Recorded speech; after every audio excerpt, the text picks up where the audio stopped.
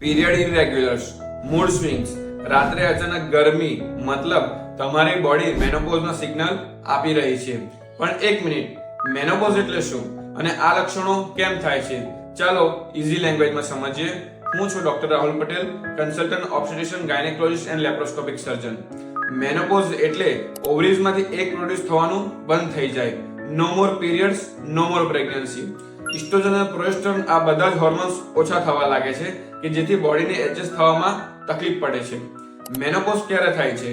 Average 44 થી 45 વર્ષમાં, પણ કોઈને 40 વર્ષ પહેલા પણ થઈ શકે છે કે જેને અર્લી મેનોપોઝ કહી શકાય છે. What are the symptoms? એના લક્ષણો શું હોય છે? પહેલું છે હોટ ફ્લશિસ, રાત્રે પંખા વગર ઊંઘ ના આવે, પરસેવો વધુ થાય. બીજું છે મૂડ સ્વિંગ્સ, એટલે કે એક સેકન્ડ સ્વીટ અને એક સેકન્ડ ગુસ્સો આવે કે જે હોર્મોન બેલેન્સને લીધે થાય છે. ત્રીજું સ્લીપ ડિસ્ટર્બન્સ, રાત્રે ઊંઘ ના આવે. મેમરી ફોગ, મેમરી લોસ એ પણ એક સિમ્પટમ છે. જો 12 મહિના સુધી પીરિયડ ના આવે તો ઓફિશિયલી એને મેનોપોઝ કહેવાય. Menopause is equal to no more PMS, no more pads, just peace. આ રીતે તમારી મમ્મી, કાકી અને માસી સાથે શેર કરો જે આ અવસ્થા એક્સપિરિયન્સ કરી રહ્યા છે. Thank you.